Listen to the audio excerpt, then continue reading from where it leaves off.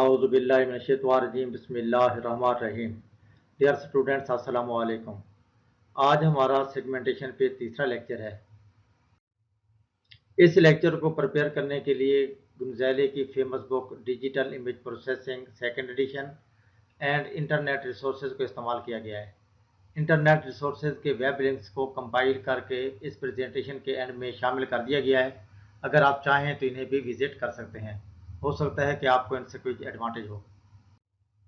आज के हमारे जो लेक्चर के कंटेंट्स हैं उसमें सबसे पहले रिकैप होगा, फिर हम थ्रेशोल्डिंग की बात करेंगे, global thresholding, adaptive thresholding, multi level thresholding. तो सबसे पहले हम बात करते हैं रिकैप की।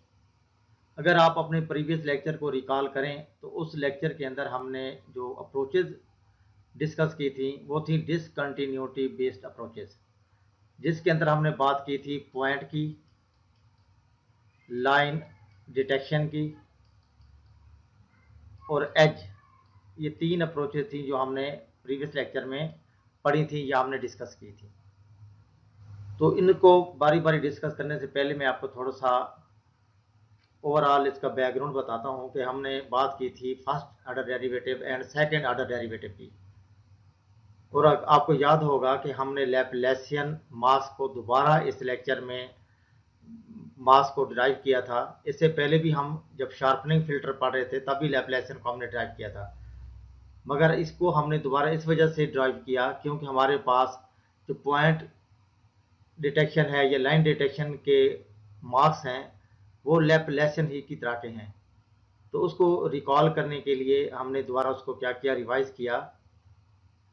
और ये भी आपको पता है कि हमारे पास जो लैप्लासियन मास्क है ये सेकंड ऑर्डर डेरिवेटिव पे बेस करता है, जिसमें आपने पढ़ा था second partial derivative with respect to X plus second partial derivative with respect to Y. जब हमने इन दोनों की इक्वेशंस को सम अप किया था तो हमारे पास एक फाइनल इक्वेशन आई थी और वहां से हमने लैप्लासियन मास्क को ड्राइव किया था। तो हमारे पास बेसिकली ये जो लेक्चर है इसके अंदर डेरिवेटिव्स का बड़ा अहम किरदार है। जो फर्स्ट ऑर्डर डेरिवेटिव्स हैं ये लेस सेंसिटिव टू नॉइज हैं, ये हमें एज देते हैं मगर लेस सेंसिटिव टू नॉइज हैं, जबकि सेकंड ऑर्डर डेरिवेटिव या हायर ऑर्डर डेरिवेटिव जो हैं ये मोस्ट सेंसिटिव टू नॉइज हैं। फर्स्ट ऑर्डर डेरिवेटिव हमें थिक एजेस देते हैं जबकि सेकंड ऑर्डर डेरिवेटिव हमें थिन एजेस देते हैं। ये बातें भी हमने प्रीवियस लेक्चर में भी पढ़ी थी जब हम शार्पनिंग की बात कर रहे थे, तो यहाँ पर भी बातें दोबारा रिकॉल हो रही हैं। अब हम बात करते हैं पॉइंट डिटेक्शन की। तो पॉइंट डिटेक्शन के अंदर जो मास्क यूज हुआ था वो जस्ट लाइक अ लैप्लासियन मास्क था, मगर पॉइंट डिटेक्शन के अंदर जो मास्क था इसके अंदर हमने 3x3 का मास्क यूज किया था। और आपको याद होगा कि जो सेंट्रल वाला पिक्सल था वहां पर हमने वैल्यू 8 रखी थी और बाकी हमारे पास सारे जो थे वो -1 थे। और 8 रखने का या 8 रखने का सेंट्रल पिक्सल में मकसद ये था कि जहां पर हमें पॉइंट मिले तो ये वैल्यू उसको मजीद प्रोमिनेंट कर दे। फिर हमने थ्रेशोल्ड लगाया था कि अगर हमारे पास वो वैल्यू एक थ्रेशोल्ड से ग्रेटर है तो उसको ब्राइट कर दे या वाइट कर दे, अगर लेस है तो उसको डार्क या जीरो कर दे, मीन ब्लैक कर दे। तो बहरहाल जो पॉइंट डिटेक्शन है इसके अंदर हमारे पास जो मास्क है ये जो भी आपको मैंने स्क्रीन पे शो किया है ये मास्क हमने यूज किया था। इसी तरह हमारे पास जो लाइन डिटेक्शन थे इसके भी तीन तरह के मास्क थे। एक हॉरिजेंटल मास्क था, एक हमारे पास वर्टिकल था, एक हमारे पास था +45 डिग्री मास्क, दूसरा हमारे पास था -45 डिग्री मास्क। अब ये जो मास्क थे ये भी उसी तरह थे जिस तरह के लैप्लासियन का ही मास्क था। अगर आपको इमेज के अंदर हॉरिजेंटल मीन ये लाइन, अगर वर्टिकल ये लाइन, अगर आपके पास +45 डायगोनल यानी कि ये लाइन अगर आपको चाहिए और -45 डायगोनल के ऊपर आपको अगर ये लाइन चाहिए तो इनमें से कोई भी मास्क आप अपने रिक्वायरमेंट के हिसाब से यूज़ कर सकते हैं। अगर आपको ये तमाम लाइन्स चाहिए इमेज के अंदर तो फिर आपको तमाम मास्क बारी बारी इमेज के ऊपर अप्लाई करने पड़ेंगे। इसी तरह हमने बाद में बात की थी एज डिटेक्शन की।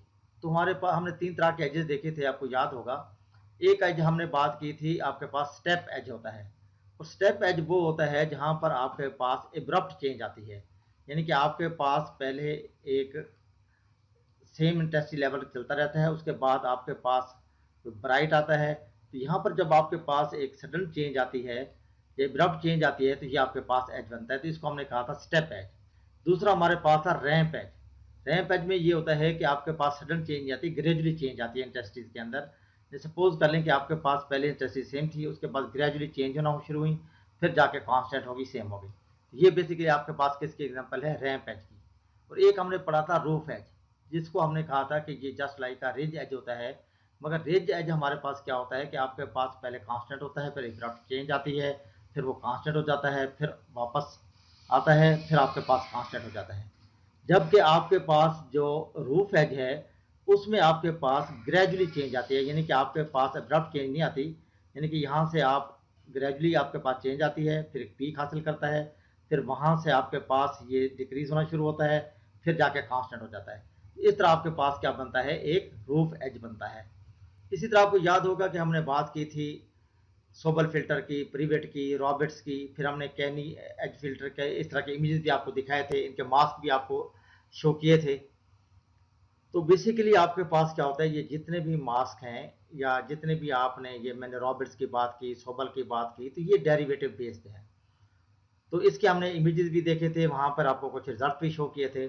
जो सबसे मोस्ट इंपॉर्टेंट बात थी वो ये थी कि अगर आपने लैप्लासियन को as a edge detector use करना है, तो क्योंकि Laplacian second order derivative based है और ये मोर सेंसिटिव टू नॉइज होता है, इसलिए अगर नॉइज होगी इमेज के अंदर तो ये आपको प्रॉपर एजेस नहीं देगा।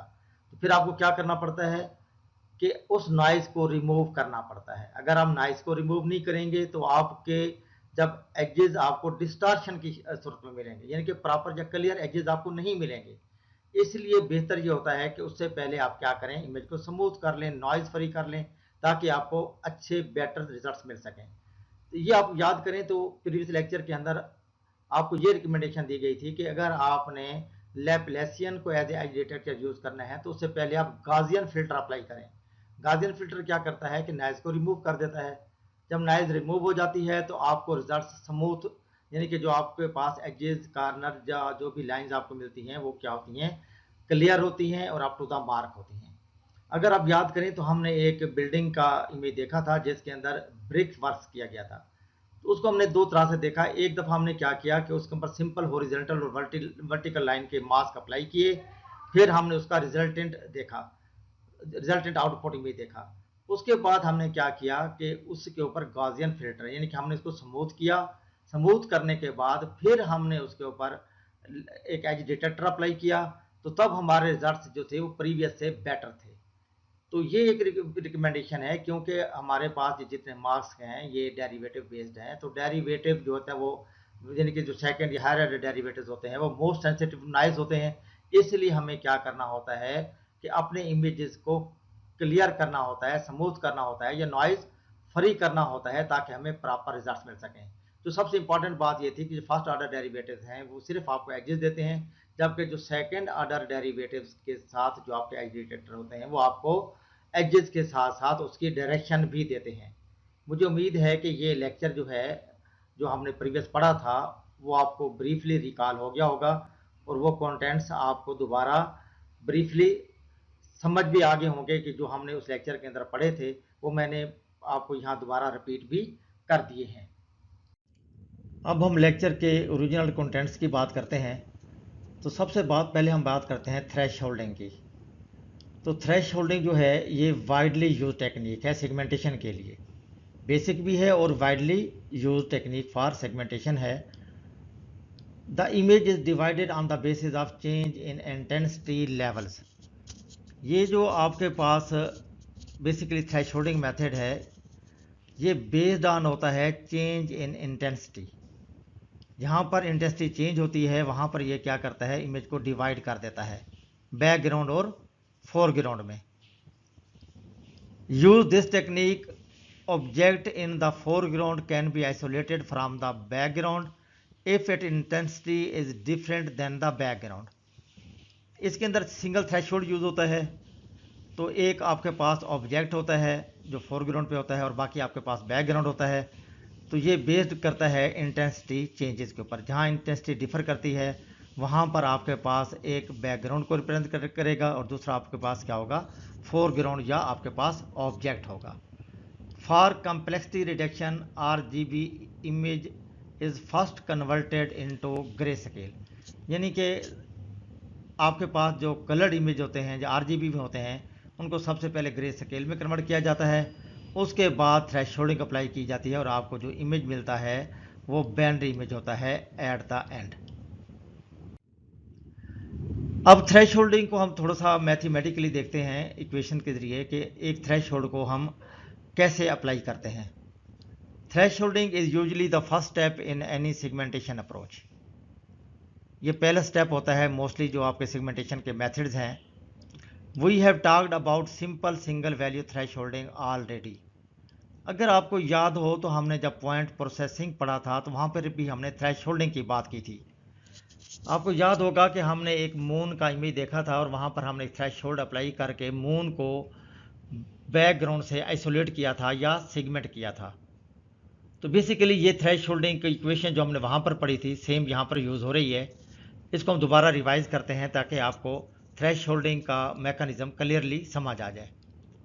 Single value thresholding can be given mathematically as follows. In mathematically हम पहले भी देख चुके हैं, वही चीज़ यहाँ पर दोबारा रिपीट हो रही है।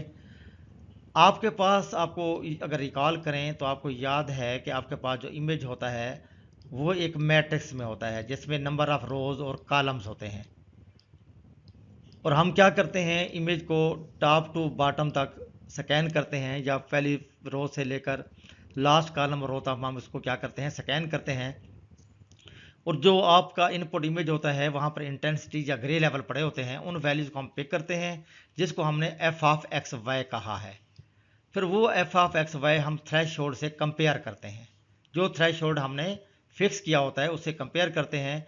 अगर वो जो पिक्सल हमने इनपुट इमेज का रीड किया है अगर वो थ्रेशोल्ड से बड़ा है, ग्रेटर है, तो तब हम कहते हैं कि उस पिक्सल को 1 कर दे। और आपको याद होगा कि वैसे हमारे पास जो वो मिनिमम ग्रे लेवल होता है वो 0 होता है, जो मैक्सिमम ग्रे लेवल होता है वो 255 होता है। जो 0 होता है ये बेसिकली ब्लैक को रिप्रेजेंट करता है, जो 255 होता है ये वाइट को करता है। वैसे हमारे पास जो रेंज होती है वो 256 होती है, 0 से लेकर 255, मगर हम इसकी मैपिंग कर देते हैं 0 से लेकर 1 तक।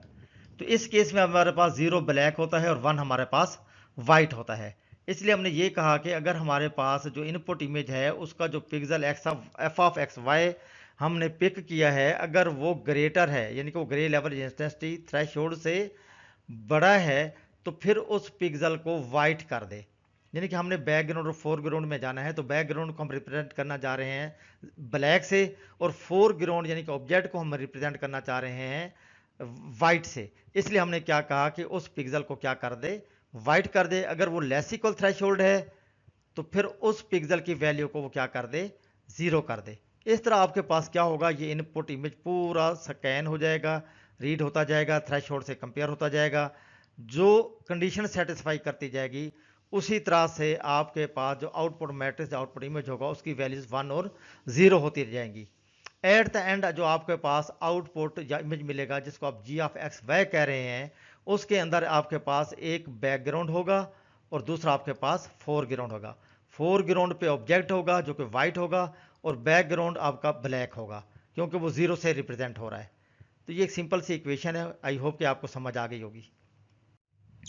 इसके बाद अगर आप इस एग्जांपल में देखें तो आपके पास जो लेफ्ट पे इमेज है इसके अंदर आपके पास कार्ड्स हैं और इसके अंदर आपके पास डिफरेंट ग्रे लेवल। देखिए यहाँ पर आपके पास कुछ ग्रे लेवल और है, यहाँ पर आपके पास ग्रे लेवल और है, और ये कार्ड्स हैं, कार्ड्स के ऊपर डिफरेंट सिंबल्स हैं। हम क्या करना चाहते हैं कि जो ओरिजिनल इमेज है इसमें से सिंबल्स को आइसोलेट करना चाहते हैं, यानी कि सेगमेंट करना चाहते हैं।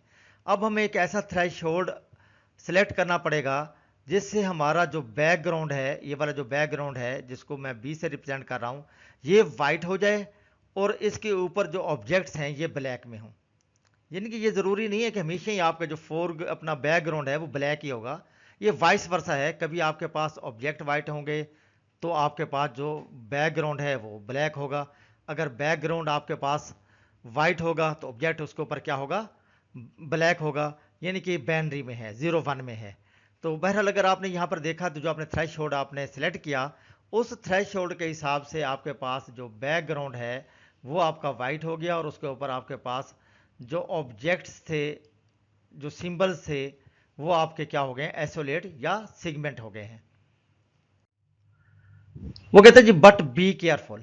अब बी केयरफुल का मतलब ये है कि थ्रेशहोल्ड जो है ये आपने जब सेलेक्ट करना है तो ये ऑप्टिमम होना चाहिए, ऑप्टिमाइज्ड होना चाहिए। ऐसा नहीं है कि जो मर्जी आप थ्रेशहोल्ड ले लेंगे तो आपको प्रॉपर रिजल्ट्स मिलेंगे। अगर आप लेफ्ट वाली इमेज में देखें, जो प्रीवियस इमेज हमने देखा था उसके ऊपर हमने प्रॉपर थ्रेशहोल्ड लगाया था, तो आपके पास बैकग्राउंड और फोरग्राउंड के ऊपर जो ऑब्जेक्ट्स या सिंबल थे वो बहुत क्लियर थे। जबकि यहाँ पर हमने थ्रेशहोल्ड क्या लिया है, टू लो, यानी कि बहुत छोटा सा हमने थ्रेशहोल्ड डिफाइन किया है। अब आप देख लें यहाँ पर आपके पास वहाँ पर जो नंबर्स आ रहे थे या अल्फ़ाबेट्स आ रहे थे KQ J या 10 वगैरह, वो यहाँ पर मिस हो रहे हैं और ये आपके पास सिंबल भी प्रॉपर नज़र नहीं आ रहे। अगर आप यहाँ पर देखें तो ये सिंबल भी आपके पास प्रॉपर विजिबल नहीं है। तो इसका मतलब है लो थ्रेशहोल्ड भी आपको प्रॉपर रिजल्ट नहीं दे रहा। इसीलिए अगर आपने थ्रेशहोल्ड को ज़्यादा रख लिया, 2i का मतलब यह है कि अगर आपने बहुत ज़्यादा रख दिया तो तब आपको रिजल्ट इस तरह के मिलेंगे। यानी कि लो की सूरत में भी रिजल्ट आपके एक्सेप्टेबल नहीं है और ज़्यादा हाई थ्रेशहोल्ड की सूरत में भी आपके पास रिजल्ट्स ज़्यादा क्लियर नहीं है। यहाँ पर आप सिर्फ क्या करना चाहते थे, सिंबल्स को या जो आपके पास अल्फ़ाबेट्स हैं इन्हें आप आइसोलेट या सेगमेंट करना चाहते थे, मगर यहाँ पर उल्टा आपके पास बैकग्राउंड डार्क हो गया है, ये जो आपके पास ग्रे शेड था ये आपके पास ब्लैक हो गया है। तो कहने का मतलब ये है कि आपको एक ऑप्टिमम थ्रेशहोल्ड सेलेक्ट करना है। ऐसा नहीं है कि आप कोई भी थ्रेशहोल्ड सेलेक्ट कर लेंगे तो आपको प्रॉपर रिजल्ट्स मिलेंगे। तो ये आपने पॉइंट बड़ा याद रखना है कि थ्रेशहोल्ड क्या होना चाहिए, ऑप्टिमम होना चाहिए। अब वो कहता है जी प्रॉब्लम विद थ्रेशहोल्डिंग। तो थ्रेशहोल्डिंग के साथ जो प्रॉब्लम है, सबसे पहले तो वो ये कहता है कि आपके पास जो इंटेंसिटी है, यानी कि हम थ्रेश होल्डिंग के अंदर सिर्फ इंटेंसिटी को कंसीडर करते हैं। मेन प्रॉब्लम यह है कि हम इंटेंसिटी को देखते हैं कि वो ग्रेटर है या लेस इक्वल है। अगर हमारे पास लेस इक्वल है तो हम कह देते हैं जीरो है, ग्रेटर है तो हम कह देते हैं ऑब्जेक्ट है। ये नहीं देखते कि उसका रिलेशन बैकग्राउंड के साथ ज़्यादा बन रहा है या फोरग्राउंड के साथ ज़्यादा बन रहा है। यानी कि not any relation between the pixel, जिन पिक्सल के साथ वो पिक्सल जुड़ा होता है या जिस पिक्सल के साथ उसकी रिजेंबलेंस होती है, हम उसको देखे बगैर क्या करते हैं, सिर्फ उस वैल्यू को पिक करते हैं, थ्रेशहोल्ड से कंपेयर करते हैं और उस पर डिसीजन ले लेते हैं कि जनाब ये बैकग्राउंड में चला जाएगा या फोरग्राउंड में चला जाएगा। तो ये सबसे पहला प्रॉब्लम है कि हम क्या करते हैं, सिर्फ इंटेंसिटी को कंसीडर करते हैं, उसके रिलेशनशिप को हम इग्नोर कर देते हैं। और अगला पॉइंट क्या है, there is no guarantee that the pixel identified by the thresholding process are continuous. यानी कहने का मतलब यह है कि ये भी गारंटी नहीं है कि जो पिक्सल हमने सेलेक्ट किए हैं वो आपस में मिले हुए हैं या आपस में जुड़े हुए हैं या एक दूसरे के करीबी नेबर हैं। ऐसा पॉसिबल नहीं है, कहीं से भी आपके पास जो पिक्सल है वो सेलेक्ट हो सकता है। तो ये चीज़ें भी आपको देखनी होती हैं। इसके बाद हमारे पास जो नेक्स्ट पॉइंट है, we can easily include extraneous pixel. यानी कि हम ऐसे पिक्सल भी शामिल कर लेते हैं जो अनवांटेड होते हैं, जो हमारे रीजन का हिस्सा नहीं होते, और हम ऐसे पिक्सल को भी क्या करते हैं, आइसोलेट कर देते हैं या मिस कर देते हैं या एक्सक्लूड कर देते हैं जो पिक्सल हमें चाहिए होती हैं रीजन के अंदर। बिकॉज ऑफ क्या, कि हम रिलेशनशिप को जब इग्नोर करते हैं, सिर्फ इंटेंसिटी वैल्यू कंसीडर करते हैं, तो तब हमारे पास इस तरह का प्रॉब्लम आता है कि जो हमारे पास वांटेड पिक्सल होते हैं वो एक्सक्लूड हो जाते हैं, जो अनवांटेड पिक्सल होते हैं वो इंक्लूड हो जाते हैं। तो ये भी हमारे साथ एक प्रॉब्लम आता है थ्रेशहोल्डिंग के अंदर। नेक्स्ट पॉइंट है, these effects get worse as the noise gets worse. यानी कि नॉइज जो है बड़ा इंपॉर्टेंट फैक्टर है। अगर आपका इमेज नॉइजी होगा तो आपके जो थ्रेशहोल्डिंग या सेगमेंटेशन के रिजल्ट हैं वो वास्ट से वास्ट होंगे। इसलिए रिकमेंड किया जाता है कि आपका जो इमेज है वो नॉइज फ्री होना चाहिए। अगर नॉइज फ्री होगा तो आपको प्रॉपर रिजल्ट्स मिलेंगे। अगर आप यहाँ पर देखें तो हमारे पास एक जो ये लेफ्ट पे इमेज है, ये इमेज आपके पास 8 बिट इमेज है और ये नॉइज लेस है, यानी कि नॉइज फ्री है। जब आपने इस इमेज का हिस्टोग्राम बनाया तो आपके पास ये हिस्टोग्राम बना है, यानी कि जो आपके पास हिस्टोग्राम बना है वो इक्वली डिस्ट्रीब्यूटेड है, जो इस चीज़ को गारंटी करता है कि इमेज एक्सेप्टेबल है, इमेज नॉइज फ्री है, इमेज क्लीन है। अब इसी इमेज के अंदर यहाँ पर क्या किया गया है, गाजियन नॉइज को ऐड किया गया है। गाजियन नॉइज को मीन ज़ीरो, अगर आप नीचे यहाँ पर देखें मीन ज़ीरो और standard deviation of 10 intensity level पे क्या किया गया है, इसको नॉइजी किया गया है। जब इसको नॉइजी किया गया उसके बाद जब हिस्टोग्राम को ड्रॉ किया तो आपके पास हिस्टोग्राम कुछ इस तरह का बना। मगर ये हिस्टोग्राम फिर भी एक्सेप्टेबल है, क्योंकि यहाँ पर जो आपके पास बार्स के दो ग्रुप्स बन रहे हैं वो क्लियरली सेपरेटेड हैं। या आप ये भी कह सकते हैं जो वैलीज बन रही हैं, एक वैली ये बन रही है और एक वैली ये बन रही है, ये क्या है, क्लियरली सेपरेटेड है। और यहाँ पर आप इसको आसानी से थ्रेशोल्ड सेलेक्ट कर सकते हैं। जो लेस इक्वल होगा वो आपके बैकग्राउंड को रिप्रेजेंट करेगा, ये वाला, और जो ग्रेटर होगा वो आपके ऑब्जेक्ट को रिप्रेजेंट करेगा।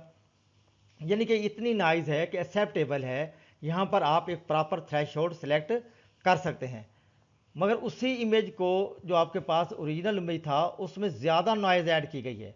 यहाँ पर जो नॉइज़ ऐड की गई है वो मीन 0 और standard deviation of 50 intensity levels है। यानी कि जब नॉइज़ ज़्यादा हुई तो उसके बाद आपके पास जो हिस्टोग्राम बना उसके अंदर दो बार्स के दो ग्रुप से वो क्लियरली सेपरेटेबल नहीं है, या दो वैल्यूज जो बननी चाहिए थी वो क्लियरली यहाँ पर सेपरेटेड नहीं है। अब यहाँ पर आप किसी को भी थ्रेशोल्ड कंसीडर नहीं कर सकते, ना इसको कर सकते हैं, ना इसको कर सकते हैं, ना इसको कर सकते हैं, क्योंकि क्या हो रहा है, यहाँ पर बार्स आपस में ओवरलैप हो रही हैं। अगर आप यहाँ से किसी एक को थ्रेशोल्ड कंसीडर कर भी लेंगे तो आपके पास फोरग्राउंड और जो बैकग्राउंड है ये क्लियरली सेपरेट नहीं होंगे। तो बहरहाल नॉइज़ एक बड़ा इंपॉर्टेंट फैक्टर है। अगर आप लोगों ने नॉइज़ को इग्नोर किया तो आपको प्रॉपर सेगमेंटेशन के थ्रेशोल्डिंग के थ्रू रिजल्ट्स नहीं मिलेंगे। इसलिए बार बार इस चीज़ पे जोर दिया जा रहा है कि आपका इमेज नॉइज़ फ्री होना चाहिए। जब हम इमेजेस की स्मूथनेस की बात कर रहे थे या एनहेंसमेंट की बात करते, तो सबसे पहले हमने यही कहा था कि इमेज हमारा स्मूथ होना चाहिए और उसके बाद हम इमेज को क्या करेंगे, शार्प करेंगे। तो यहाँ भी आपके पास क्या है कि इमेज स्मूथ होना लाजमी है फॉर सेगमेंटेशन पर्पज़। अगर नॉइज़ होगी तो आपका इमेज क्या हो जाएगा, नॉइज़ी होने के बाद आपको प्रॉपर सेगमेंटेड नहीं हो सकेगा थ्रेशोल्डिंग के जरिए, क्योंकि आप प्रॉपर थ्रेशोल्ड सेलेक्ट ही नहीं कर पाएंगे। अब हम इस लेक्चर के अंदर, वैसे तो हमारे पास थ्रेश होल्डिंग के काफ़ी टेक्निक्स हैं, मगर हम जो आज इस लेक्चर में डिस्कस करेंगे वो 3 टेक्निक्स को डिस्कस करेंगे: global thresholding, adaptive thresholding, multi level thresholding. मगर इससे नेक्स्ट लेक्चर जो है उसके अंदर हमारे पास हम जो हिस्टैरिसीस थ्रेश होल्डिंग और ऑर्थो थ्रेश होल्डिंग को डिस्कस करेंगे। मगर इस लेक्चर के अंदर हमारे पास ये 3 टेक्निक हैं जिन्हें हम डिस्कस करने जा रहे हैं या पढ़ने जा रहे हैं। तो सबसे पहले बात हो रही है बेसिक ग्लोबल थ्रेशोल्डिंग की। जो बेसिक ग्लोबल थ्रेशोल्डिंग है ये based on the histogram of image, यानी कि जो इमेज का हिस्टोग्राम है उसके ऊपर बेस करती है। मगर हिस्टोग्राम क्या होना चाहिए, मैं आपको बार बार ये रिपीट कर रहा हूँ कि जो आपके पास हिस्टोग्राम है ये, क्योंकि जो बेसिक ग्लोबल थ्रेशोल्डिंग है ये सिंगल थ्रेशोल्ड बेस्ड है, यानी कि इसके अंदर एक ही थ्रेशोल्ड यूज़ होता है, सिंगल थ्रेशोल्ड यूज़ होता है, जो क्या करता है बैकग्राउंड और फोरग्राउंड को आपस में अलहदा करता है या सेगमेंट करता है या आइसोलेट करता है। तो इसमें आपके पास जो हिस्टोग्राम बनना चाहिए वो क्लियरली सेपरेटेड हो। जो आपके पास बार्स बन रही हैं, ग्रुप्स ऑफ बार्स हैं, वो आपस में क्लियरली सेपरेटेड हों। यानी कि जो बैकग्राउंड है वो 0 की तरफ होना चाहिए, जो फोरग्राउंड है वो आपका वाइट की तरफ होना चाहिए, और दरमियान में जो गैप होगा कहीं पर भी आप यहाँ पर थ्रेशोल्ड सेलेक्ट कर सकते हैं। एक लेस इक्वल होगा, एक ग्रेटर होगा। जो लेस इक्वल होगा वो आपके पास बैकग्राउंड होगा, जो ग्रेटर इक्वल होगा वो आपके पास ऑब्जेक्ट होगा। तो बहरहाल ये आपके पास क्या होता है, हिस्टोग्राम बेस्ड होता है। Partition the image histogram using a single global threshold, ये मैंने आपको पहले बता दिया है। The success of this technique very strongly depends on how well the histogram can be partition. ये बात भी मैं आपको यहाँ पर समझा चुका हूँ कि आपके पास हिस्टोग्राम कैसे पार्टीशन हो रही है या सेपरेट हो रही है। जिस तरह मैंने आपको बताया कि आपके पास दो वैलीज बन रही हैं बार्स की, या दो ग्रुप ऑफ बार्स बन रहे हैं, वो आपस में क्लियरली सेपरेटेड होने चाहिए, ओवरलैप नहीं करने चाहिए। अगर क्लियरली सेपरेटेड होंगे तो तब आप एक आसानी से थ्रेशोल्ड सेलेक्ट कर सकते हैं। लेस इक्वल और ग्रेटर की बेस पे आप डिसाइड कर सकते हैं कि ये आपके पास बैकग्राउंड या फोरग्राउंड है। आपके पास बेसिक ग्लोबल थ्रेशोल्डिंग का जो एल्गोरिदम है बड़ा सिंपल एल्गोरिदम है। वो कहता है कि आपके पास जो इनपुट इमेज है उसको आप डिवाइड कर दें एवरेज की बेस पे, या वैसे आप इनिशियली सपोज भी कर सकते हैं कोई भी थ्रेशोल्ड अगर आप सपोज करना चाहें। पहला स्टेप तो वही है, select an initial estimate for typically the average grey level in the image. जो भी आपकी मर्जी है आप सपोज कर लें, या average grey level in the image आप सपोज ले सकते हैं। उससे क्या होगा, सेकंड स्टेप, जब आप थ्रेशोल्ड ले लेंगे वो थ्रेशोल्ड क्या करेगा, आपके इमेज को दो ग्रुप्स में डिवाइड कर देगा। मैं सपोज कर लेता हूं कि एक ग्रुप आपके पास G1 बन गया है और दूसरा ग्रुप आपके पास G2 बन गया है। अब वो सेकंड स्टेप में क्या कहता है कि जो आपके पास एक इमेज के दो ग्रुप्स बन गए, एक का नाम G1 है, दूसरे का नाम G2 है। आप G1 का भी मीन कैलकुलेट कर लें, जिसको वो कह रहा है μ1, और G2 का भी आप मीन कैलकुलेट कर लें, जिसको वो कह रहा है μ2। यानी कि आपने क्या किया, थ्रेशोल्ड की बेस पे दो ग्रुप बन गए, G1 G2, फिर आपने G1 का μ1 मीन कैलकुलेट किया, G2 का μ2 मीन कैलकुलेट किया। इसके बाद वो ये कहता है कि आप इनको क्या करें, μ1 और μ2 को जमा करें और दो पे डिवाइड कर लें, और इसके बाद आपके पास नया थ्रेशोल्ड आ जाएगा, जो कि आप इस पॉइंट 4 में देख सकते हैं। यानी कि आपने क्या किया, जो G1 से आपने μ1 कैलकुलेट किया था और G2 से आपने μ2 कैलकुलेट किया था, दोनों को आपने जमा किया, दो पे डिवाइड किया, नया थ्रेशोल्ड आ गया। अब आपने क्या करना है, पांचवें स्टेप में यही कहता है कि 2 to 4 आप स्टेप्स को रिपीट करते जाएंगे जब तक कि आपका थ्रेशोल्ड क्या हो जाए, कंसिस्टेंट ना हो जाए या कांस्टेंट ना हो जाए, या आप ये कह सकते हैं कि वो जो आपका इनपुट इमेज है वो दो प्रॉपर ग्रुप्स में डिवाइड ना हो जाए। हो सकता है कि जिस तरह प्रीवियस स्लाइड में मैंने आपको कहा था कि आपके पास G1 का एरिया कम था और G2 का एरिया ज़्यादा था, हो सकता है कि ये चलते चलते यानी कि आपका थ्रेशोल्ड बार बार कैलकुलेट होते होते हो सकता है G2 कम रह जाए और G1 का एरिया बढ़ जाए। तो बहरहाल जब तक आपके पास थ्रेशोल्ड कांस्टेंट नहीं होता उस वक्त तक आप 2 से लेकर 4 तक स्टेप्स को रिपीट करते रहेंगे। एट द एंड क्या होगा कि आपके पास T जो है थ्रेशोल्ड कांस्टेंट हो जाएगा और आपका जो इमेज है वो प्रॉपर दो ग्रुप्स में डिवाइड हो चुका होगा। जो एक आपका जो होगा ग्रुप वो क्या बनेगा, बैकग्राउंड, और दूसरा बन जाएगा आपका foreground. This algorithm works very well for finding threshold when the histogram is a suitable. यानी कि ये उस इमेज के लिए बहुत अच्छा परफॉर्म करेगा जिस इमेज का हिस्टोग्राम सूटेबल होगा। और सूटेबल से बात वही है बार बार कि वो क्लियरली जो बार्स का ग्रुप्स बन रहा है वो क्लियरली सेपरेटेड होंगे, या दो वैल्यूज जो बन रही हैं वो क्लियरली आपस में क्या होंगी, सेपरेटेड होंगी। तो तब आपके पास ऐसा थ्रेशोल्ड जो है वो अच्छा काम करेगा आपके इमेज को बैकग्राउंड और फोरग्राउंड में डिवाइड करने के लिए। इस एग्जांपल में अगर आप देखें तो आपके पास ये इनपुट इमेज है। अगर इस इनपुट इमेज के अंदर देखें तो यहाँ पर आपको शेडो नज़र आ रहा है और यहाँ पर भी आपको शेडो नज़र आ रहा है। जब इस इनपुट इमेज का यहाँ पर हिस्टोग्राम ड्रा किया गया तो देख लें कि आपके पास एक वैली ये बन रही है और एक वैली आपके पास ये बन रही है। यानी कि एक बार्स का जो ग्रुप है वो ये है और दूसरे बार्स का ग्रुप जो है वो ये है। और हमने प्रीवियस स्लाइड पे यही पढ़ा था कि इमेज का हिस्टोग्राम सूटेबल होना चाहिए। सूटेबल का मतलब यही था कि ये वैल्यूज क्लियरली सेपरेटेड होने चाहिए, या बार्स ऑफ ग्रुप जो है ना वो आपस में क्लियरली सेपरेटेड होने चाहिए। देख लें कि ये इधर है, ये इधर है। अभी इसने तो रेड लाइन से यहाँ पर आपका थ्रेशोल्ड सेलेक्ट किया है। आप चाहें तो थ्रेशोल्ड यहाँ भी सिलेक्ट कर सकते हैं, यहाँ भी सिलेक्ट कर सकते हैं, यहाँ भी सिलेक्ट कर सकते हैं। जो लेस होगा वो आपके पास लेस इक्वल होगा, वो आपके पास बैकग्राउंड होगा। जो आपके पास अब जो ग्रेटर होगा वो आपके पास ऑब्जेक्ट होगा। मगर ये ज़रूरी नहीं है कि हमेशा आपके पास जो बैकग्राउंड है वो आपके पास ब्लैक होगा। जबकि इस इमेज के अंदर क्या है, जो आपके पास ऑब्जेक्ट है वो ब्लैक है। तो इसका मतलब है जो लेफ्ट पे है वो ऑब्जेक्ट है, जो राइट पे है वो आपके पास बैकग्राउंड है। तो बहरहाल ये वाइस वर्सा है, ये हमेशा ऐसा नहीं होगा कि आपके पास जो बैकग्राउंड है वो ब्लैक होगा और जो ऑब्जेक्ट हैं वो आपके ब्राइट या वाइट होंगे। तो ये वाइस वर्सा भी हो सकता है कि जो आपके पास ऑब्जेक्ट हैं वो ब्लैक हो जाए और जो आपके पास बैकग्राउंड है वो वाइट हो जाए या ब्राइट हो जाए। तो बहरहाल ये चीज़ें जो है हार्ड एंड फास्ट नहीं है। इसी तरह अगर आप इस एग्जांपल में देखें तो आपके पास ये जो इमेज है जिसके ऊपर आपको थंब दिखाया गया है, इसका जब ये हिस्टोग्राम बनाया गया है तो ये हिस्टोग्राम भी अगर आप देखें तो क्लियरली दो वैलीज में डिवाइड हो रहा है। ठीक है, एक वैली आपके पास ये बन रही है, एक ये बन रही है, और यहाँ पर आप इसको थ्रेशोल्ड सेलेक्ट कर सकते हैं। ठीक है, जो लेस इक्वल है वो आपके पास अब डिपेंड करता है कि आप फोरग्राउंड को कैसे रिप्रेजेंट कर रहे हैं और बैकग्राउंड को कैसे रिप्रेजेंट कर रहे हैं। मगर इस इमेज के अंदर जो आपके पास बैकग्राउंड है वो वाइट है, यानी कि लेस इक्वल जो है वो आपके पास थंब है, जो ग्रेटर है वो आपके पास बैकग्राउंड है। तो बहरहाल ये चीज़ें डिपेंड करती हैं, मैंने आपको प्रीवियस स्लाइड में बताया है कि आप बैकग्राउंड जो है वो आपके पास वाइट हो सकता है तो फोरग्राउंड ब्लैक होगा, अगर फोरग्राउंड वाइट है तो बैकग्राउंड आपके पास ब्लैक होगा। मगर अहम पॉइंट ये है कि इसके अंदर जो आपके पास ग्रुप ऑफ बार जो वैल्यूज बन रही हैं बार्स की, वो क्लियरली सेपरेटेड होनी चाहिए ताकि आपको थ्रेशोल्ड सेलेक्ट करने में आसानी हो, जिसमें आप लेस इक्वल या ग्रेटर की कंडीशन लगा सकें।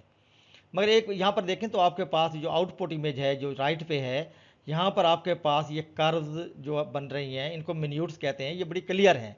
मगर यहाँ पर हो सकता है कि आपके पास कुछ पिक्सल जो है जो वांटेड थे वो मिस हो जाएं, जो अनवांटेड थे वो आपके इंक्लूड हो जाएं। जिस तरह आपके पास कुछ पिक्सल यहाँ पर भी आपको नज़र आ रहे हैं। मगर ये चीज़ें जो है हम आगे जाके जब हमारे सेगमेंटेशन के टॉपिक्स ख़त्म हो जाएंगे, लेक्चर ख़त्म होंगे, तो हम मार्फोलॉजिकल ऑपरेशन पढ़ेंगे। और मार्फोलॉजिकल ऑपरेशन के अंदर यही होता है कि आपके पास अगर कोई पिक्सल मिक्स हो गए तो उन्हें हम रिकवर कर सकते हैं, अगर हमारे कोई पिक्सल अनवांटेड इंक्लूड हो गए हैं तो उन्हें हम रिमूव कर सकते हैं। तो ये हमारा एक लेक्चर है, उसके अंदर ये चीज़ें आपको मज़ीद क्लियर हो जाएंगी।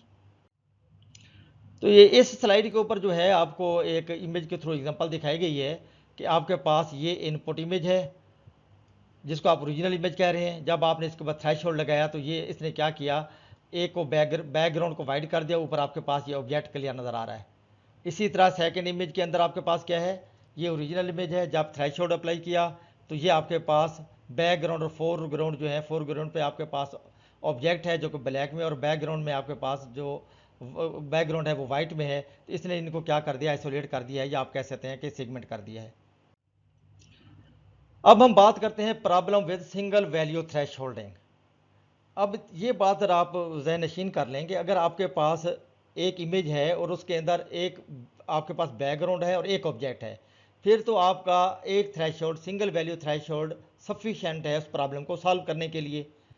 और ऐसे जो हिस्टोग्राम बनती हैं उनको बाई मॉडल हिस्टोग्राम कहा जाता है। बाई मॉडल, जिस तरह कि आपको यहाँ पर नज़र आ रहा है, यानी कि आपके पास दो ग्रुप्स ऑफ बार्स बनते हैं, यानी कि एक थ्रेशोल्ड जो है वो डिवाइड कर सकता है बैकग्राउंड और फोरग्राउंड को, इसलिए इसको क्या कहा गया है, बाई मॉडल। मगर अगर ऐसा हो कि जनाब आपके पास एक इनपुट इमेज है और उसके अंदर एक तो बैकग्राउंड है मगर उसके साथ दो ऑब्जेक्ट्स हैं, तो फिर सिंगल वैल्यू थ्रेशोल्ड काम नहीं करेगा। जिस तरह कि वो यहाँ पर बता रहा है कि आपके पास बैकग्राउंड जो है वो डार्क है और जो दो ऑब्जेक्ट हैं वो ब्राइट हैं, मगर इन ऑब्जेक्ट्स की इंटेंसिटी आपस में वेरी करेगी। ऐसा नहीं है कि दोनों ऑब्जेक्ट की इंटेंसिटी सेम होगी, ये दो डिफरेंट ग्रुप्स में लाई करेंगी। तो इसलिए वो कहता है कि जो सिंगल वैल्यू थ्रेशोल्ड है वो सिर्फ बाई मॉडल हिस्टोग्राम के लिए तो सही है, जहाँ पर आपके पास एक थ्रेशोल्ड है जो फोरग्राउंड और बैकग्राउंड को डिवाइड करेगा। अगर एक से ज़्यादा ऑब्जेक्ट्स होंगे बैकग्राउंड के साथ तो तब आपका सिंगल वैल्यू थ्रेशोल्ड क्या हो जाएगा, वो फेल हो जाएगा। Image with other kind of histogram need more than a single threshold. इसके लिए तो वो कहता है सिंगल थ्रेशोल्ड ठीक है, मगर इसके लिए आपके पास सिंगल थ्रेशोल्ड फेल हो जाएगा, तो आपको क्या करना पड़ेगा, ज़्यादा थ्रेशोल्ड लेने पड़ेंगे। Problem with single value thresholding. अब अगर आप इस इमेज में देखें तो आपके पास ये ब्लैक जो है ये बैकग्राउंड है, मगर इसके ऊपर 5 ऑब्जेक्ट्स हैं। आपके पास ये बॉटल 1 है, बॉटल 2 है, बॉटल 3 है, बॉटल 4 है और फिर 5 है। अब वो आपको यहाँ पर कहता है कि what would happen if we use a single threshold value. अब ये मैं आपके लिए मिनी टास्क छोड़े जा रहा हूँ, आप चाहे तो इसको प्रोग्रामिंग के जरिए वेरीफाई करें, चाहे तो आप इसका थ्योरेटिकल आंसर ढूंढें। अगर हम ऐसे इमेज के ऊपर सिंगल वैल्यू थ्रेशोल्ड लगाएंगे तो हमें क्या रिजल्ट मिलेगा। अब उस रिजल्ट के बाद हमें क्या करना है, क्या डिसीजन करना है, या क्या हमारा प्रॉब्लम है और किस तरह सॉल्व करना है, तो बहरहाल ये अब आपके लिए है कि आप इसको एक्सप्लोर करें। हो सकता है कि इस तरह का क्वेश्चन आपके एग्ज़ाम या क्विज का हिस्सा बन जाए। अब अगर जो आप लेफ्ट वाले इमेज को देखें तो ये आपके पास ओरिजिनल इमेज है। जब इस इमेज का हिस्टोग्राम यहाँ पर ड्रा किया गया है तो ये हिस्टोग्राम क्लियरली सेपरेटेड है, यानी कि आपके जो इमेज है इसका हिस्टोग्राम सूटेबल है। सूटेबल कैसे है कि एक वैल्यू जो है वो बैकग्राउंड को शो कर रही है और दूसरी वैल्यू आपके किसको शो कर रही है, ऑब्जेक्ट को शो कर रही है, और ये दोनों क्लियरली सेपरेटेड है। यानी कि ये ग्रुप ऑफ बार्स जो है और दूसरा ग्रुप ऑफ बार्स, इनमें काफ़ी डिस्टेंस है, सेपरेटेड हैं, ये आपस में ओवरलैप नहीं हो रहे। अगर आप देखें तो यहाँ पर जो आपके पास एक वैल्यू है इसको clearly as a threshold select किया जा सकता है। जो लेस इक्वल होगा वो आपके पास बैकग्राउंड बन जाएगा, और जो ग्रेटर होगा वो आपके पास ऑब्जेक्ट बन जाएगा।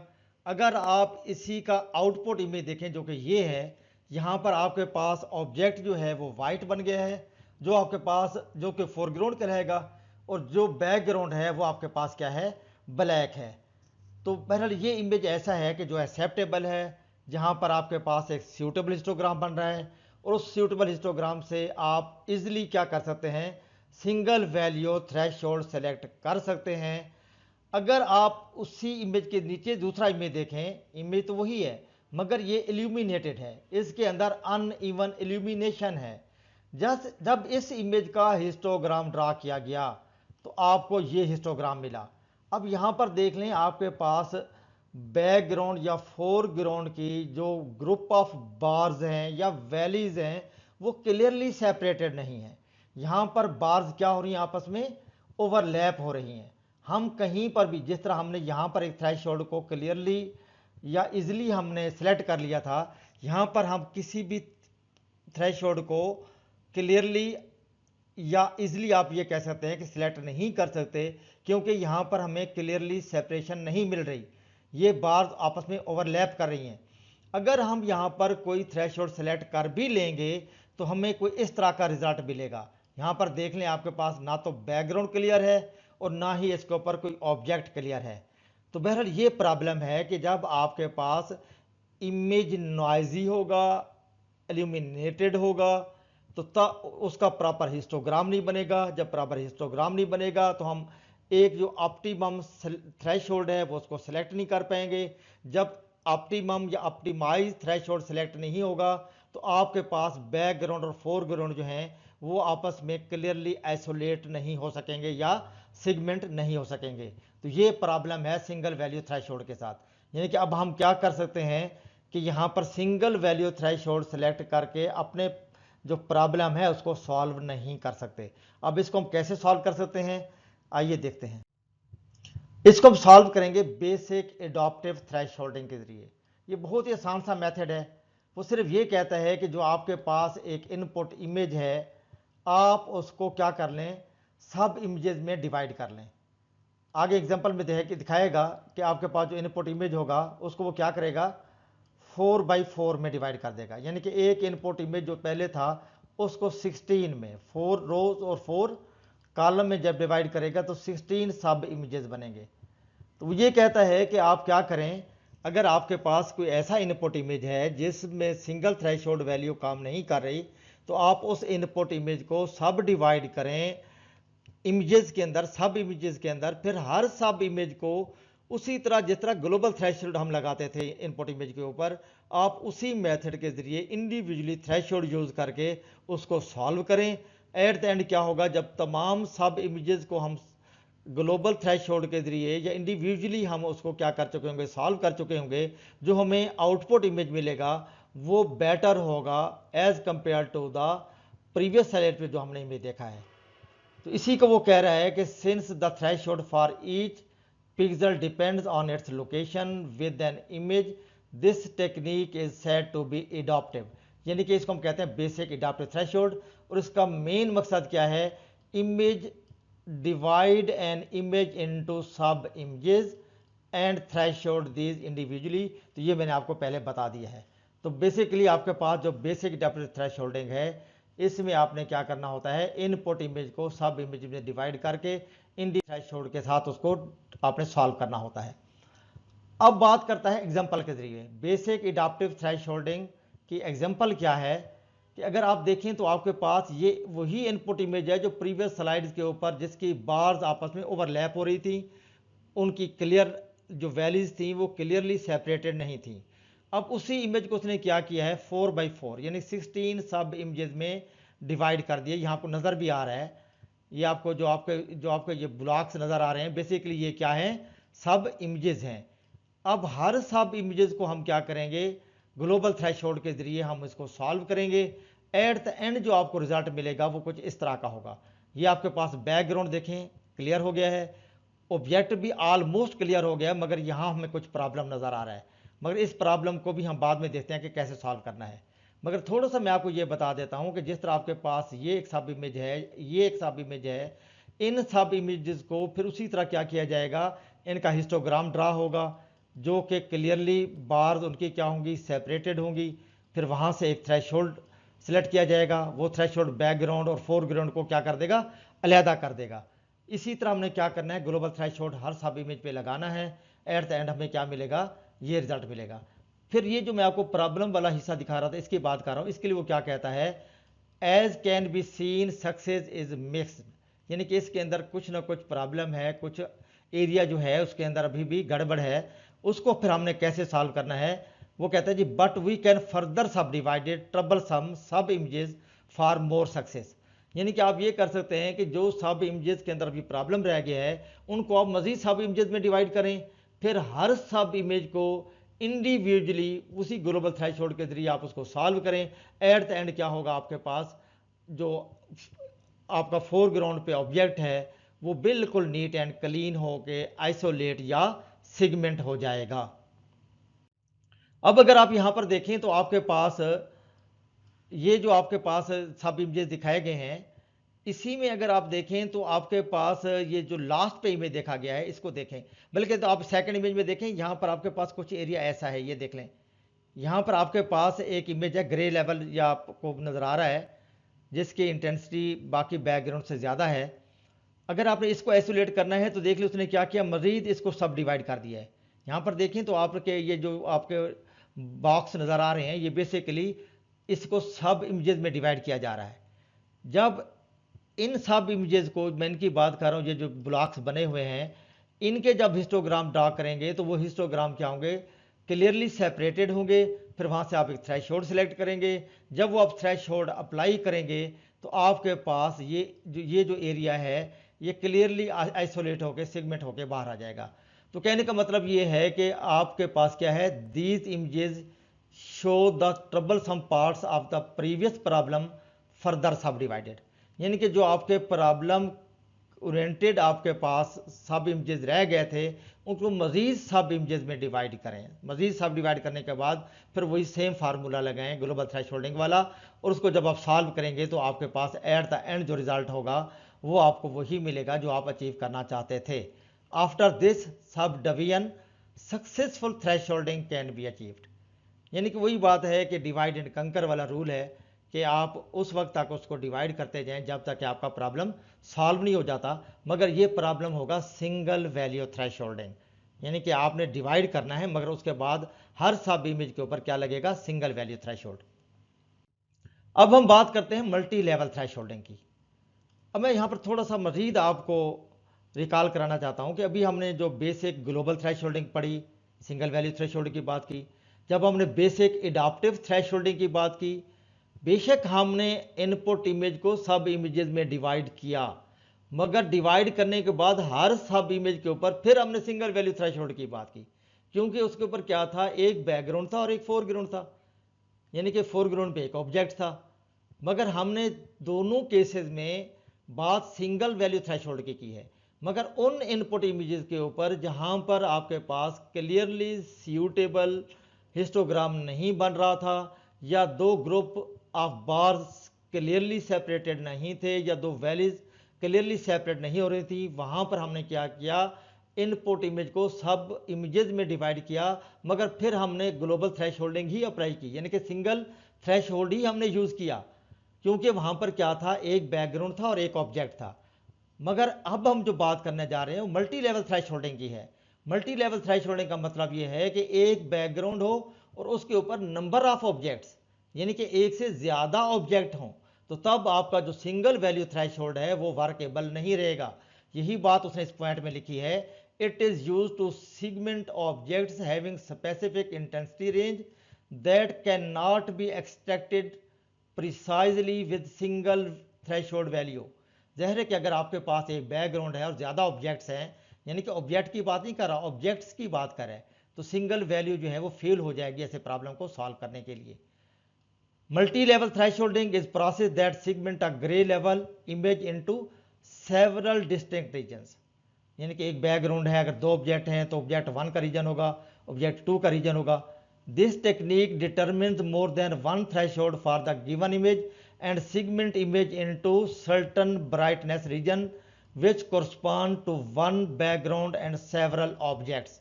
ज़ाहिर है कि आपके पास जो रीजन्स बनेंगे, जो ऑब्जेक्ट्स बनेंगे, उनकी आपस में जो इंटेंसिटी है उसकी भी डिफरेंट रेंजेस होंगी, डिफरेंट ब्राइटनेस क्या होंगे, रीजन्स होंगे। तो तब भी जाके हम क्या कर सकते हैं, डिफरेंट थ्रेशोल्ड के जरिए इस प्रॉब्लम को सॉल्व कर सकते हैं। Multi level thresholding determines more than one threshold for the given image, segment the image into different regions. This method works very well for objects with colored complex background on which bi-level thresholding fails to produce the satisfactory results. यानी कि जहाँ पर single value threshold काम नहीं करेगा, number of objects होंगे और background होगा, तो तब हमें मल्टी लेवल थ्रेशोल्ड यूज़ करना है, यानी कि एक से ज़्यादा थ्रेशोल्ड यूज़ करने हैं। तो ये डिफरेंट वेज से आपको 3-4 पॉइंट्स के जरिए मल्टी लेवल थ्रेशोल्डिंग का कॉन्सेप्ट समझाने की कोशिश की गई है। मल्टी लेवल थ्रेशोल्डिंग में अगर हम मैथमेटिकली देखें तो कैसा होगा, it is also possible to extract objects that have a specific intensity range. ज़ाहिर है कि ऑब्जेक्ट्स जो हैं उनकी एक स्पेसिफिक रेंज होगी, हर ऑब्जेक्ट की इंटेंसिटी जो है दूसरे ऑब्जेक्ट की इंटेंसिटी से डिफर करेगी, वेरी करेगी। तो तब भी जाके आपके पास ग्रुप ऑफ बार जो हैं वो क्लियरली सेपरेट हो सकती हैं। जब वो क्लियरली सेपरेट होंगी तो फिर हम मल्टीपल थ्रेशोल्ड आसानी से सेलेक्ट कर सकते हैं। इसी तरह अगर आप देखें तो ये आपके पास जो पहले वाले आपको सिस्टोग्राम नज़र आ रही है, ये बाई मॉडल है या ग्लोबल थ्रेशोल्ड की एग्जांपल दिखा रहा है। यहाँ पर single value threshold T use किया गया है, यानी कि आपके पास लेस इक्वल होगा तो आपके पास बैकग्राउंड होगा, ग्रेटर होगा तो आपके पास ऑब्जेक्ट होगा। मगर ये जो आपके पास सेकंड हिस्टोग्राम है, ये आपका मल्टी लेवल थ्रेशोल्डिंग को रिप्रेजेंट कर रहा है। इसमें वो कहता है कि जो आपके पास बैकग्राउंड है वो डार्क है, ब्लैक है, यानी कि इसको कह रहा है बैकग्राउंड और इनको वो ऑब्जेक्ट कह रहा है। मैं अगर सपोज कर लूँ कि ये ऑब्जेक्ट 1 है और ये ऑब्जेक्ट आपके पास 2 है, तो अगर अब आप देख लें कि आपके पास यहाँ पर 3 ग्रुप्स ऑफ बार्स के बन रहे हैं। एक ग्रुप जो है वो बैकग्राउंड को शो कर रहा है, दूसरा ऑब्जेक्ट 1 को, तीसरा ऑब्जेक्ट 2 को, और ये तीनों जो हैं वो क्लियरली सेपरेटेड भी हैं। देखिए यहाँ पर जो है हमने T1 कह दिया, यहाँ पर हमने T2 कह दिया। अगर आप इसको देखें, वो कहता है point x y is defined as, तो टू बैकग्राउंड यानी कि फॉर बैकग्राउंड भी कह सकते हैं। बैकग्राउंड के लिए क्या कह रहा है कि if f f x y less equal T1, यानी कि अगर ये लेस इक्वल T1 है। अब एफ ऑफ एक्स वाई क्या है कि आपके पास जो इनपुट इमेज है वो किसी मैट्रिक्स में होगा, रोज कॉलम में होगा। वहां पर हमने क्या करना है, इसको स्कैन करना है टॉप टू बॉटम, यानी कि अगर मैं इस पिक्सल को उठाऊंगा, फिर नेक्स्ट पिक्सल को उठाऊंगा, फिर इस पिक्सल को उठाऊंगा, इस पिक्सल को उठाऊंगा, और इन पिक्सल को मैं किससे कंपेयर करता जाऊंगा, इन थ्रेशोल्ड से कंपेयर करता जाऊंगा। अगर इस पिक्सल को मैंने उठाया f of x y less equal T1, अगर ये पहले वाला जो है एफ ऑफ एक्स वाई ये T1 से लेस इक्वल हुआ तो वो बैकग्राउंड का पिक्सल बन जाएगा। अगर ये कंडीशन सेटिस्फाई ना हुई तो फिर क्या होगा, वो ये होगा, हो सकती है कि T1 से ग्रेटर हो और लेस इक्वल टू T2 हो, तो तब वो क्या करेगा, ऑब्जेक्ट 1 को रिप्रेजेंट करेगा। अगर ये कंडीशन सेटिस्फाई ना हुई तो फिर तीसरी कंडीशन सेटिस्फाई हो सकती है कि ये पिक्सल क्या होगा, ग्रेटर देन T2 होगा। अगर ग्रेटर देन T2 होगा तो फिर ये ऑब्जेक्ट 2 को रिप्रेजेंट करेगा। तो बहरहाल इस तरह हम क्या करेंगे, आपके पास जो इनपुट इमेज है उसके पिक्सल को हम क्या करते जाएंगे, स्कैन करते जाएंगे, और इफ देन एल्स की कंडीशन भी लगा सकते हैं, या इफ की कंडीशन के जरिए हम इसको चेक करते जाएंगे। जो वैल्यू जहां पर सेटिस्फाई होगी वो उसी जो पिक्सल है वो उस ऑब्जेक्ट बैकग्राउंड या जो भी होगा उसके साथ उसको क्या कर दिया जाएगा, शामिल कर दिया जाएगा। तो बहरहाल ये बात आपको यहाँ क्लियरली समझ आ रही है कि आपके पास जो बैकग्राउंड है उसमें क्या है कि अगर लेस इक्वल T1 है और एफ ऑफ एक्स वाई अगर ग्रेटर देन T1 और लेस देन T2 है तो ऑब्जेक्ट 1 है। अगर आपके पास F of x Y greater than T2 है तो जाहिर है कि फिर आपके पास क्या बनेगा, ऑब्जेक्ट 2 बनेगा।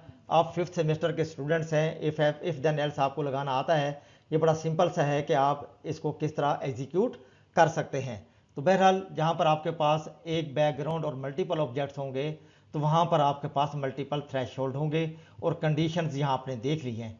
तो ये बेसिकली आपका क्या है, आइडिया मल्टीपल थ्रेशोल्डिंग का है। तो इससे आगे जो हमारे लेक्चर होंगे तो उसके अंदर मल्टीपल थ्रेश होल्डिंग में हमने हिस्टेसिस थ्रेश होल्डिंग और आस्टो थ्रेश होल्डिंग की बात करनी है, तो वहाँ पर ये multi level thresholding use होगी, तो हम इसको दोबारा वहाँ पर डिस्कस करेंगे। तो यहाँ पर हमारे पास लेक्चर एंड होता है। तो अब हम बात करते हैं समरी की। तो आज के लेक्चर में हमने थ्रेश होल्डिंग की बात की है, ग्लोबल थ्रेश होल्डिंग की बात की है, एडाप्टिव थ्रेश होल्डिंग की बात की है, मल्टी लेवल थ्रेश होल्डिंग की बात की है। हमने कोशिश की है कि इसको एग्जाम्पल के जरिए भी देखा और थ्रेटिकल कॉन्सेप्ट भी देने की कोशिश की है। आई होप कि आपको लेक्चर समझ आ गया होगा। जो हमारा नेक्स्ट लेक्चर होगा वो हिस्ट्री थ्रेश होल्डिंग है और आस्टो थ्रेश होल्डिंग पे है। तो इंशाल्लाह हमारा जो नेक्स्ट लेक्चर है उसके अंदर इन दो टॉपिक्स को डिटेल में देखेंगे। ये हमारे पास वो जो मैंने आपको वेब रेफरेंसेस की बात की थी या इंटरनेट सोर्सेज की बात की थी, उसके लिंक्स यहाँ पर गिवन हैं, अगर आप चाहें तो इनको विजिट करें। हो सकता है कि यहाँ से भी आपको कोई ना कोई एडवांटेज हो सके। तो आज का लेक्चर हमारा ख़त्म होता है। थैंक यू, अल्लाह हाफिज़। इंशाल्लाह नेक्स्ट लेक्चर में मिलते हैं।